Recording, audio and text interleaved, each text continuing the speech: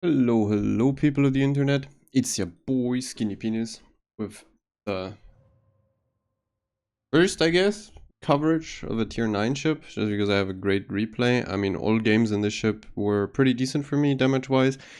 I mean, that's what the line does. I already said it in the Utrecht video. It's a damage farming line, selfish damage farming line, so as long as you get like some central island, forward island on a flank, whatever the fuck, and or you get free farm in Kite or free farm over an island with bomb drops combined, you're obviously pretty much set up for a great damage game. There will also be like a lot of 400 plus K games from Utrecht and arms race and shit. Like if you get reload and stuff on the airstrike, so you spam it for obviously alpha strike, pen damage and permafires all the time. Like you're setting mad permafires with this stuff. So yeah, like the Coehoorn, it didn't take me long. Only in the grind, in the 5 or 6 games I played, I already had like a banger game. Great matchmaking. You obviously get tier 7, abuse to tier 7. You don't really mind tier 7 cruises, tier 8 cruises, for example, just because you have the DPM and the heal. Therefore, even if you have weaker armor, you don't really care. Obviously, you have to be careful on both ships. You have 16 mil coated stuff on all of them, so like even heavier cruisers. Do they have something? They have an Alaska that, for example, overmatches me. Our team would have an Azuma and an Aegir. They obviously overmatch you everywhere. Against most of them, you could probably even use flat technology, something like an Aegir with German high velocity, normal fuse guns. You can go flat close range. You can probably also go flat to this, for example. This you could go flat. This definitely close range, 5 kilometers or below, 100%. Jean Bart, you just turn flat. You don't care. Something like King George, Duke of York, even Tennessee, I wouldn't really know. Like they have smaller caliber guns, low tier guns. I wouldn't know if you can do it there. Probably at 1 or 2 kilometers, 100%. It's kind of like what I said in the Utrecht video. These things have the flat technology at close range. Allows you to trade a lot of damage into ships if they think they can catch you close range and you're basically you are caught and fucked. You can just turn flat and say whatever. That's it. In this game also you can see like I'm a 32mm pen cruiser. Jarsveld, Coehoorn, and the Utrecht all get that gimmick. So like these low tier BBs get penetrated everywhere by me. Also like cruises pretty much get penned everywhere by the entire line. So that's something that it has. Like you have crazy arcs in range, as you can see. It's really easy to aim that. I mean, these arcs are, I think, even worse than Utrecht. Utrecht is a bit better. But like if you fight other cruisers, you obviously have more effective DPM than something like a Smolly, a Yinan, or Colbert, just because you pen people everywhere. And pen damage is always better than having to penetrate superstructure that saturates and then go through fires. Like you have a fairly easy time killing BBs that you pen and or cruisers that you pen. But yeah. As you can see here, just use islands, farm out some nice little damage, put some permafires down. This one here only 13 km, only 13 km airstrike range, right? It has the same airstrike range as Guden. We obviously had to make Utrecht 14 km and power creep the fuck out of it. But yeah, this one here does literally exactly the same as in Utrecht. Your airstrike reloads a bit longer and your range is reduced by 1 kilometer, but otherwise I think the entire line gets the same airstrike itself. Like they all pen 34, I believe. They just have 12, 13 range and a bit longer reload on the tier 8 and 9. So therefore, even the tier 8 and 9 are obscene farmers, which is, to be fair, it's interesting to see that the tier 8 and 9 line ships aren't even that bad. Normally, you know that they do it a bit different, right? Where they make the tier 10 a lot stronger. I mean, to be fair, Utrecht is a lot stronger than the others, but these things still pump a lot of damage. And that's all they do. Once again, like same as I said in the Utrecht video, they're the most selfish piece of shit cruises. I also think like if you're like they kind of fall into the category of like a perma-kite only damage dealing cruiser or a lighthouse spec, where you, in my opinion, my honest opinion, because I am a good example for it, like technically I'm leading as a good example here.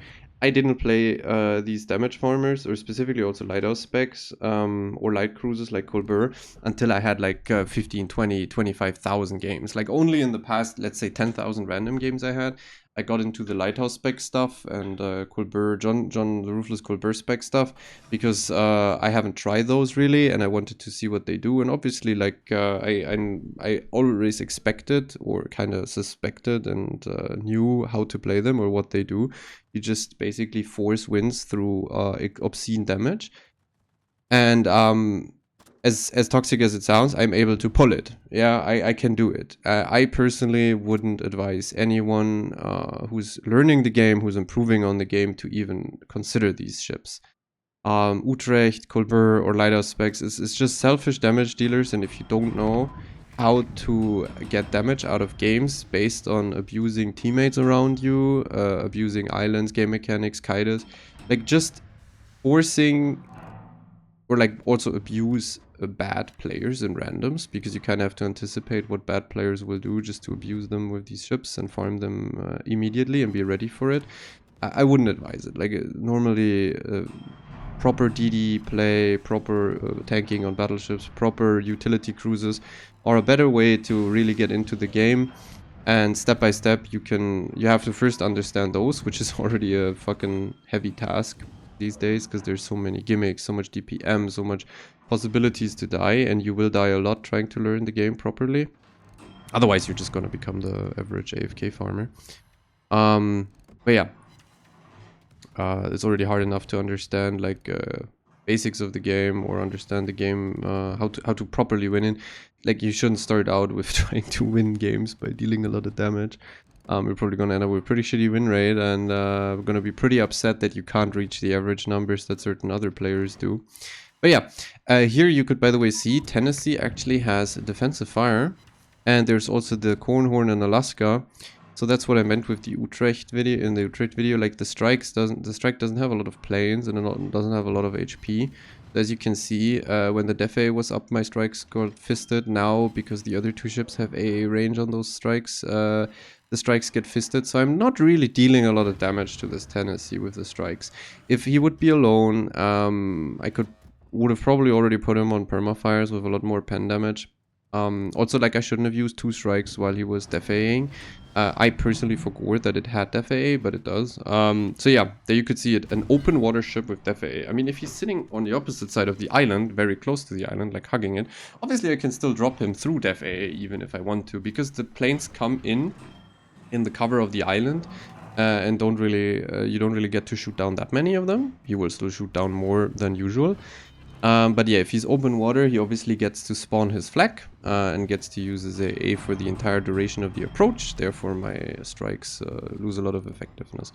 That's kind of like, I guess, the balancing factor. By the way, power creeps the game passively even harder, because older ships, specifically also older BBs, older ships don't really have the AA that newer ships have, and older ships, or older BBs specifically, also don't get def AA really. Most old BBs, they have no def AA. New BBs, like Tennessee, they do have def AA because they slapped it on every one of them.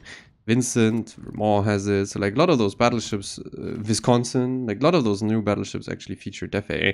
Therefore, you're quite safe kited or like in the open off an island against those strikes. They will still do damage. Def AA is still a consumable that is on cooldown quite a lot. But when it's up, you're kind of immune against a lot of damage. Specifically in a BB, you don't care that much about those strikes anyways if you play a tank spec. If you play an AA skill spec with a 2-point AA skill on BBs, which is probably the most viable one at the moment, by far, because of the airstrike and carrier spam.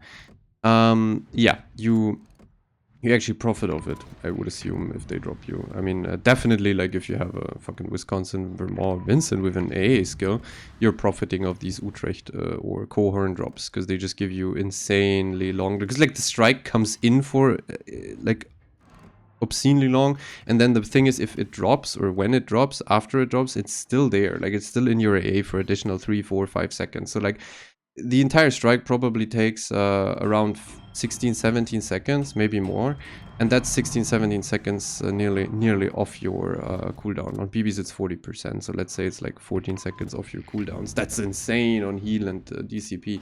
Like, you actually get to profit off that shit. But yeah, now obviously they're like thinning out the enemy. They're also losing more and more AA. You always have to remember that EU obviously doesn't have, that was by the way a pretty big hit, 8 penetrations with the bomb. It was like 15k hit or something. EU, you still lose AA. So like the longer the game goes on, it's not only that you proc your Helfrich commander over and over, you get like all the 3 procs, most likely until the end of the game. Wither is probably the hardest one. But the other 2 are super easy and you most likely get them. Like the longer the game goes on, obviously the better your airstrike reload is, the better your airstrikes in general become because of the buffs from the commander, but also the AA is removed. So like the more AA is gone, the better it is. This one here also has a lot of AA. I mean, this game I'm going to shoot down a lot of planes as well. Same as the Utrecht, the line actually features quite a lot of AA. Pretty cool. I mean, AA in general, pretty nice. I wish they would give a lot of other ships AA. I also wish they would make AA invincible like Leicester does it. Wouldn't make the airdrop ships or carriers balanced suddenly, but it would at least make a lot of people or a lot of players, including myself, be able to deal a lot more damage to the planes and feel also like a bit less helpless against like airstrike or carrier spam, right? But yeah, this game could use the island there. This island, by the way, or this map in general it's not good. It's not that good. I mean, it was the last new map we got. It's not that amazing. But the north side here, especially on this A flank, is obviously crazily favored because of the island shape. Like I could just sit there and airstrike and farm the entire time, basically fully safe. And the only way this Coehoorn even got an angle on me is basically run it down into A and go flat and then have to turn to the border, be super close to us and not be able to disengage. I mean, he could disengage by stopping to shoot, but I mean, he, I guess, doesn't give a fuck. Also, like, weird fights, this thing, Utrecht, the entire line, basically. You get penned everywhere, but you also do pen yourself or a lot of other ships everywhere, so, like, it's pretty rough trades. So you're basically set out to lose a lot of HP. These things also against each other rarely citadel each other. I mean, the entire AP of this line is crazy good with the penetrations and the arcs, but it doesn't really citadel a lot. So AA may be good, but DPM may be good, but you're not gonna citadel people. Here I'm actually really lucky. This guy just misaims. Obviously the maneuverability on this ship is same as Utrecht, quite cuck because you run the airstrike mod. If you don't run the airstrike mod, obviously you lose a lot of reload on the airstrike, but also the HP on the planes. And as I said multiple times by now, these planes don't have a lot of HP. You could see, by the way, it was like 16, 17k alpha. This thing is coated in 32mm armor, and it's fat and sluggish and very slow. So yeah, a lot of pen damage. Here I could have switched to AP as well, but I wanted to kill him as fast as possible. So like, and he was very low, so I was stuck with HE, penning him everywhere. Yeah, I mean this ship here, maybe for its tier, as good, if not better than Utrecht again, just because the tier 7-8 matches, you're going to be able to fist a lot of ships that don't have armor against your guns or your bombs. So while it has less DPM and let's say a weaker airstrike in terms of reload and range, you're just fighting easier targets that you can pen everywhere. Obviously, it's nice to not have a lip tort run up your ass. Also, by the way, it's very nice that the Los Andes was on the other side, so good luck to my team. They have to bring him down, combined efforts, but at least I'm being left alone by the demented secondary monkey with armor that shatters my HE and my bombs, and has incredible maneuverability to dodge the airstrikes, the Los Andes and the Lip Tart, which is funny. And also they get their F keys off my airstrikes. That's also something you have to keep in mind when fighting them. Obviously the Utrecht or like this line doesn't give that much potential with the airstrike. It's still way too much because the airstrikes give tons of pot. It's not as much as a Guden or a Prince airstrike. So a Prince airstrike basically insta-procs the F key of a Lip Tart if you miss it. Even if you hit it. But yeah, that's something, like if you can't really like hit them reliably and set permas, so you make it worth to hit them or drop them, you should maybe not go for that many sporadic opportunistic drops on the funny South American, Pan American, whatever BB line, because you just give them unlimited F key I mean, you probably don't care because you're either sitting in kite somewhere unspotted or you're sitting on an island. But the teammates who are fighting them are probably suffering a lot more, a lot more if you just strike them and miss the entire time. So at that point, just don't do it maybe. And only do it if you can secure hits. But yeah. Also here, against the tier 8 carry, you can see like you get a lot of mid and short range AA DPS. He's gonna lose a lot of planes. Common theme, I mean, in general in the randoms games now, since the patch hit, there's a lot of plane kills, probably also a lot of plane kill records at the moment being recorded. We just don't really see them. It's like your average player that gets focused by planes and shoots down a lot most likely isn't in the fight anymore, or like doesn't really fight at the same time. By the way, you also penetrate the tier 8 and below CV decks. I mean, tier 8 is the only thing you can meet on the tier 9. But yeah, Utrecht or this one here, they pen the deck of the tier 8 CV. So as you can see, you do a lot of damage. And now here also like the AP DPM is quite good. I mean, it's a carrier, so this thing saturates way faster or super fast on the hull.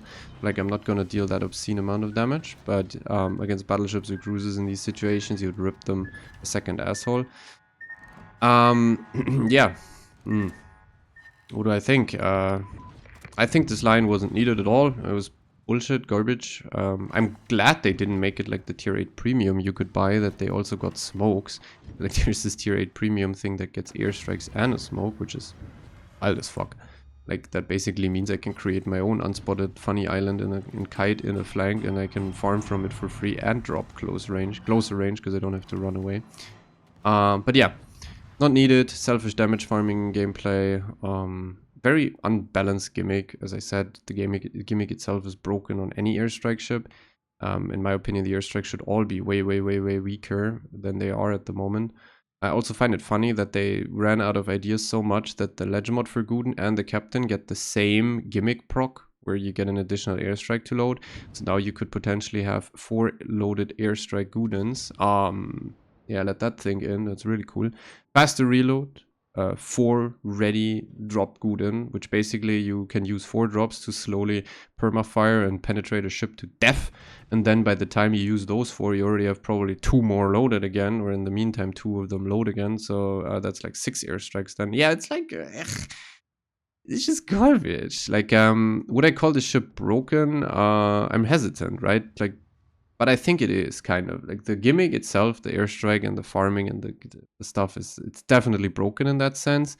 But is it really like nuts and randoms to win games with? No, it's just like a disgustingly aids and broken mechanic to deal damage to people with the airstrikes. I mean, it's similar to a CV where it never risks its ship. It's HP pool to deal damage. Yeah, in that sense, I would say that the ship's gimmick is busted, the ship itself, no. Like, idiots will blow up a lot.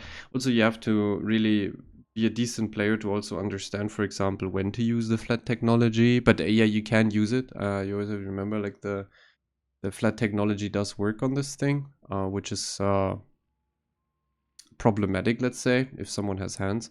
And it kept all his HP. I mean, you saw it in the Utrecht video. I didn't need to risk any sliver of HP until 200,000 damage. Just use an island to shoot safely, a bit over it, opportunistic here and there. Carrying always that I don't have prop mods, so that I can always accelerate or reverse in time. Gotta be careful you don't have that. But then also like the airstrikes coming in, getting up to 200 without risking shit. I don't know, in this game it was like 150k without really risking my ship around the corner. Then I took the straight trade with the Coehoorn or the Tennessee after.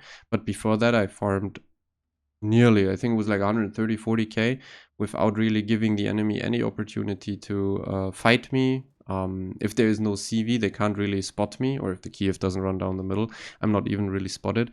Like, yeah, I guess you could call it broken in that sense, the entire the gimmick package. But then again, it's like this all or nothing type of approach. If you're DD ins or you don't have carrier spotting, or if the battleships in the enemy team actually push with the cruisers and they do it fast, you just get walked over, you just get run over. So therefore, we come to the conclusion that we already said in stream. It's a permakiting, technically mostly a permakiting AFK damage dealer.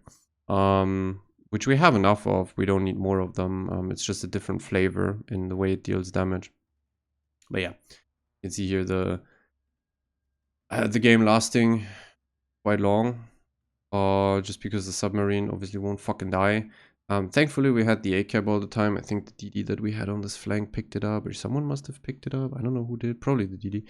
So that helped out a lot. I could defend the cap all the time. These things obviously want no destroyer gameplay or games. You saw it in the Utrecht vid. It was 1 DD, I think, game, and this one here is a 2 DD and a sub game, but on lower tiers. So most likely some of the DDs blow up instant, or way more likely. And also like the tier 8 subs, they are not that obnoxious. They most likely, the tier 8 sub players also don't know really what they're doing. It's even less likely you have a competent sub guy. So yeah, technically very favorable matchmaking both times, with very heavy matchmaking. But then again, you have the improved arcs, right? So like your ability and decent DPM, so like your ability on any one of the ships on the line to deal damage to DDs is immense.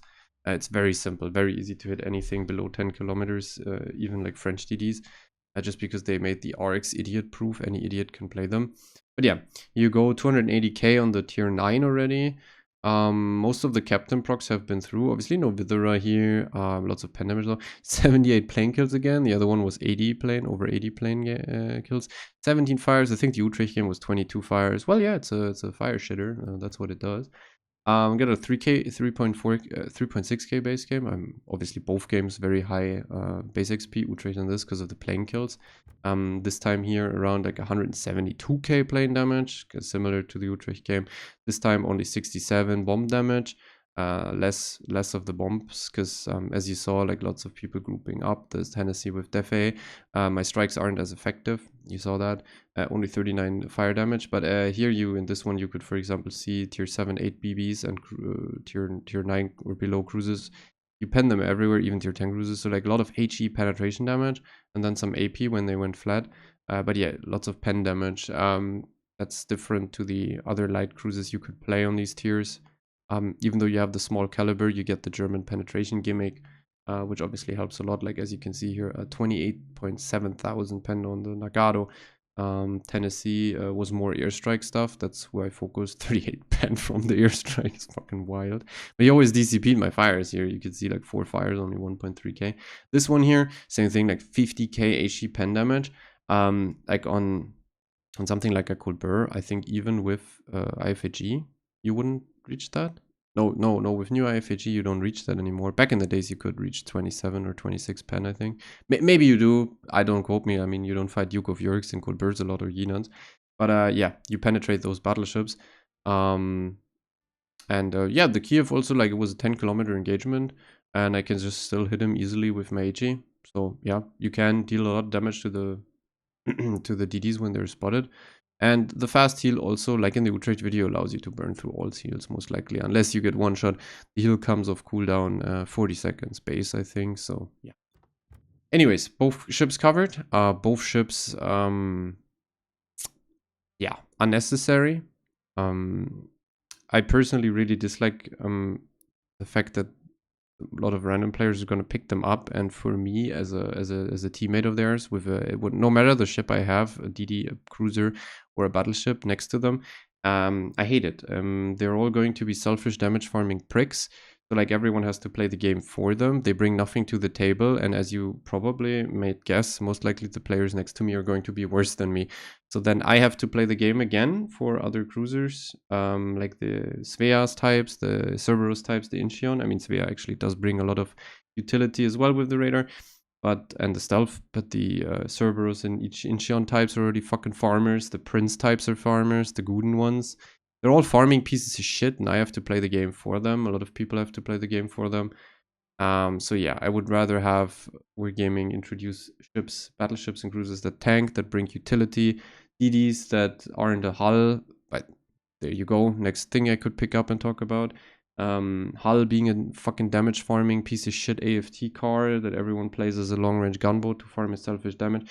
It would be nice if people actually play a bit more for others as well. So like it's a give and take, where like I play for him or for my teammate a bit, then he plays for me, stuff like that. But a lot of these ships don't even allow for it. As you can see, Utrecht doesn't allow for it. This Coehoorn thing doesn't allow for it. It's just like I sit there and I play off my BB's tanking, my cruisers radaring, or my DD spotting. That's it. But yeah, by the way, I ran a red booster, so magical 101,000 XP. It's without the daily bonus. I think it would have been way more than 150k, I think, 50% extra. So like 150k then, right? But yeah, over 100,000 XP on one game. I mean, it's not the norm to get that base, but yeah. Nice grinding with red boosters. Wargaming. Anyways, gonna cover them maybe in the future. Play the Utrecht or something. Hope you